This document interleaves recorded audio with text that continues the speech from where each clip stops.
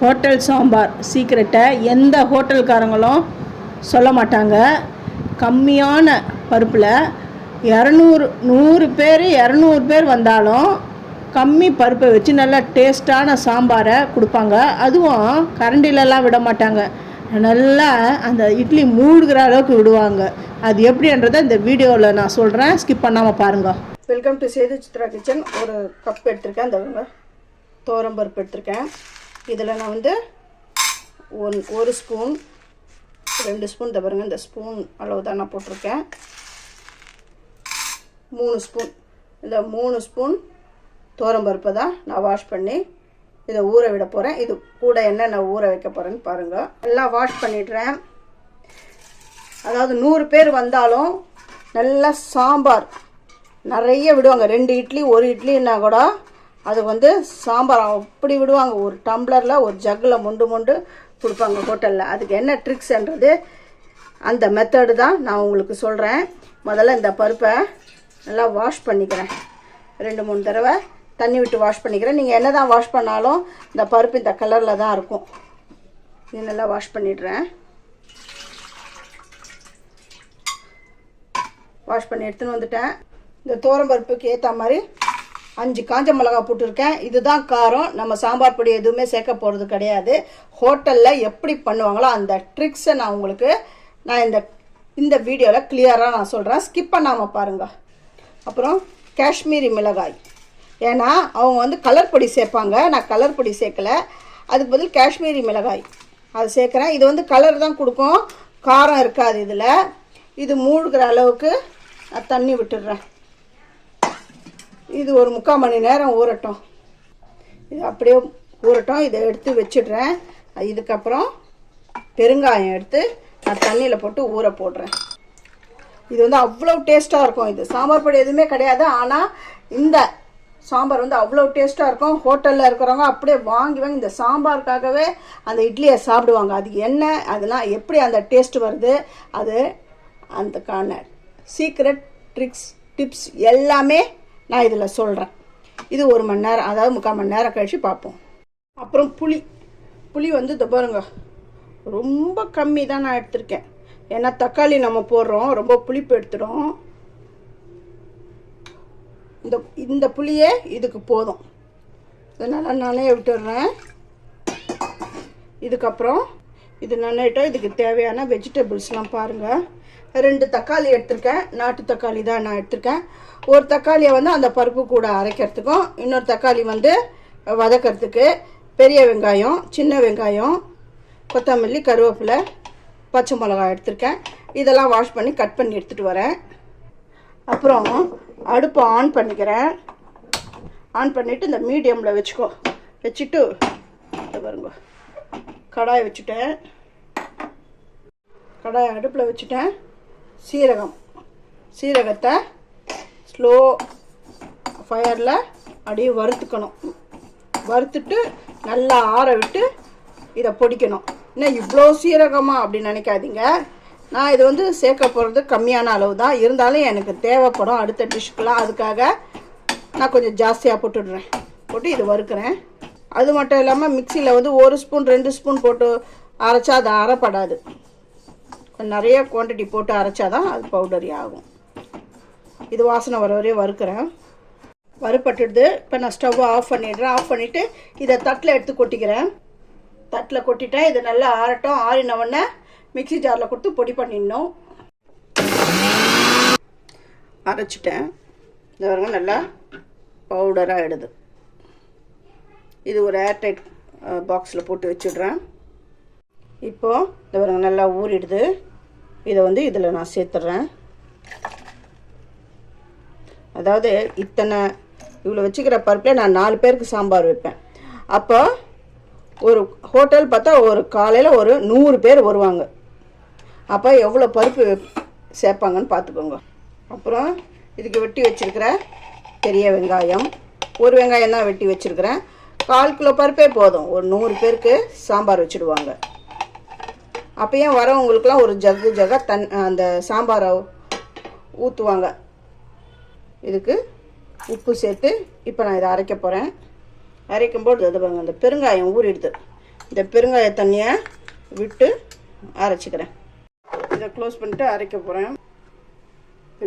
இப்போ வந்து அந்த பெருங்காய தண்ணியை விட்டு நல்லா மையாக அரைச்சிக்கணும். அரைப்பட்டுடுது. இதில் நம்ம போட்ட வெங்காயம் தக்காளி அதுலேயே அது தண்ணி விடும். இருந்தாலும் நம்ம பெருங்காயம் தண்ணியும் விட்டு தேவைப்பட்ட இன்னும் கொஞ்சமாக தண்ணி விட்டு கூட அரைச்சிக்கலாம். இதை அரைச்சாச்சு. இப்போ சாம்பார் எப்படி பண்ணுறதுன்னு பாருங்கள். அந்த சின்ன வெங்காயம் உரித்து வச்சுட்டேன். அந்த ஒரு தக்காளியை 2 தக்காளியில் ஒரு தக்காளியை போட்டு அரைச்சிட்டேன். ஒரு தக்காளியை கட் பண்ணி வச்சுட்டேன். கருவேப்பிலை, கொத்தமல்லி, பச்சை மிளகாய் வெட்டி வச்சுருக்கேன். அடுப்பு ஆன் பண்ணியிருக்கேன். ஒரு சட்டியை வச்சிடுறேன். இதில் எண்ணெய் விடுறேன். நீங்கள் சன்ஃப்ளவர் ஆயில் இருந்தால் விடுங்க. நான் நல்லெண்ணெய் விடுறேன். கடுகு, வெந்தயம் இதில் சேர்க்குறேன். இது கூடவே காஞ்ச மிளகாய் சேர்க்குறேன்.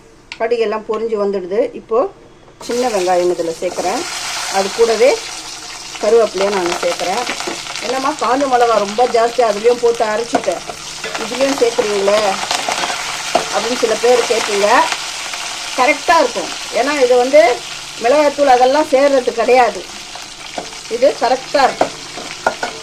இல்லை ரொம்ப காரமாக இருக்குது அப்படின்றவங்க காஞ்ச மிளகாவை கொஞ்சம் கம்மி கூட பண்ணிக்கோங்க.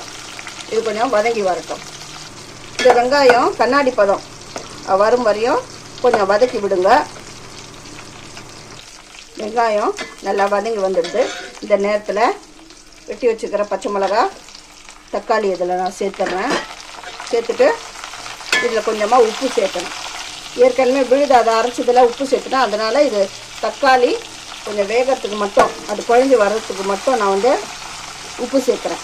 இது நல்லா தக்காளி நல்லா கரைஞ்சி வரட்டும். தக்காளியும் நல்லா கரைஞ்சி வெந்துடுது. இந்த நேரத்தில் அரைச்சி வச்சுருக்கோம் இல்லையா, அந்த பேஸ்ட்டை இதில் சேர்த்துடணும். இது கூட நல்லா தண்ணி விட்டுக்கணும். தண்ணி விட்டு சேர்த்துக்கணும். இன்னும் கூட தண்ணி விடலாம். ஆனால் அப்பப்போ கலந்து விட்டுக்கிட்டே இருக்கணும். சீக்கிரம் இல்லைன்னா இதை அடி பிடிச்சிடும். 3 ஸ்பூன் தான் நான் துவரம்பருப்பு போட்டிருக்கேன். ஆனால் எவ்வளோ வந்திருக்குன்னு பாருங்கள். இந்த மிக்ஸி ஜார் எல்லாத்தையும் நான் அதை வாஷ் பண்ணி அப்படியே சேர்த்து விட்டேன். பார்த்தீங்களா, திக்காக இருக்குது பாருங்கள். நிறைய துவரம்பருப்பு போட்டு ஒரு 3-4 பேருக்கு நிறைய துவரம்பருப்பு அப்படிலாம் போட்டிங்கன்னா நல்லா இருக்காது இந்த குழம்பு. கம்மியான துவரம்பருப்பு தான் போடணும்.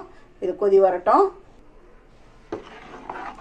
இது கலந்து விட்டுக்கிட்டே இருக்கணும். இல்லைன்னா அடி பிடிச்சிடுதுன்னா இந்த சாம்பாரே கெட்டு போயிடும். நல்லா இது கொதி வரட்டும். இந்த ரெசிபியை நான் ஏற்கனவே வந்து ஐயர் ஹோட்டல் சாம்பார் ரகசியம் அப்படின்னு போட்டிருப்பேன். நிறைய பேர் வந்து இது நல்லா இல்லை, இது நீங்கள் வந்து டேஸ்ட்டே நல்லா இல்லை அப்படின்னு சொன்னாங்க. இந்த மாதிரி அதனால தான் திரும்ப இந்த சாம்பார் ரெசிபியை நான் போடுறேன். குழம்பு நல்லா கொதி வந்துடுது பாருங்க. நல்லா பச்சை வாடெல்லாம் போக நல்லா கொதிக்கணும். இந்த நேரத்தில் புளி கரைச்சி விட்ருக்கேன் பார்த்தீங்களா, அதை இதில் சேர்க்கணும். இதுவும் நல்லா கொதி வரட்டும். இப்போ உப்பு திட்டம் பார்த்துக்கோங்க. உப்பு கம்மியாக இருந்தால் போட்டுக்கோங்க. உப்பு எனக்கு கம்மியாக இருக்குது, அதனால் நான் உப்பு போட்டுக்கிட்டேன். மஞ்சப்பொடி சேர்க்கணும். நல்லா கொதி வந்துடுது. இந்த நேரத்தில் வறுத்து அரைச்ச அந்த ஜீரக பொடி 1 ஸ்பூன் சேர்த்துக்கோங்க. அவ்வளோதான், சாம்பார் ரெடி ஆகிடுது. இது இறக்க போகிற நேரத்தில் 1 ஸ்பூன் சர்க்கரை 1 ஸ்பூன் சேர்த்துக்கோங்க. அவ்வளோதான், ஆஃப் பண்ணிவிடுங்க ஸ்டவ்வை. கொத்தமல்லி தழைகளை தூவிடுங்க. சூப்பரான சாம்பார், டிஃபன் சாம்பார் ரெடி ஆகிடுது. இது சாதத்துக்கெல்லாம் சேராது, டிஃபனுக்கு மட்டும்தான். நல்ல ஹாட்டான இட்லி இது பாருங்க, திக்காயிடுது. இது ஆற திக்காகும். அப்போ என்ன பண்ணாங்க, சுடு தண்ணியை காசி இதில் விட்டுக்கிட்டே இருப்பாங்க. பாருங்க, 3 ஸ்பூன் தான் துவரம்பருப்பு போட்டால் எப்படி வந்துடுதுன்னு பாருங்கள். இப்போ இதில் அப்படி விடணும். அதை பாருங்க, அப்படி கொஞ்சம் கொஞ்சமாலாம் விட்டு சாப்பிடக்கூடாது. ஒரு ஜக் இருந்தால் அப்படியே விடணும். இப்படி தான் விட்டு அப்படி சாப்பிட்டு பாருங்கள். இது வீட்டில் இருக்கிறதுனால நான் வந்து அந்த சாம்பாரை அப்படியே விடுறேன். இதே ஹோட்டலாக இருந்தால் இந்த மாதிரி திக்காக இருந்ததுன்னா சுடு தண்ணியை விடுவாங்க. அப்பா இப்படி சாப்பிட்டு பாருங்களேன், இட்லி சும்மா அட்டகாசமாக இருக்கும். நோ சான்ஸ், ஒன்றா இருக்கும். சுட சுட நல்ல சாஃப்டான பஞ்சு மாதிரி இட்லிக்கு அப்படி வச்சு சாப்பிட்டா சும்மா ஒன்றா இருக்கும். ட்ரை பண்ணி வீட்டில் பாருங்கள். இந்த வீடியோ உங்களுக்கு பிடிச்சிருந்தா என்னுடைய சேனலுக்கு லைக் பண்ணுங்கள், ஷேர் பண்ணுங்கள், ஹைப் கொடுங்க.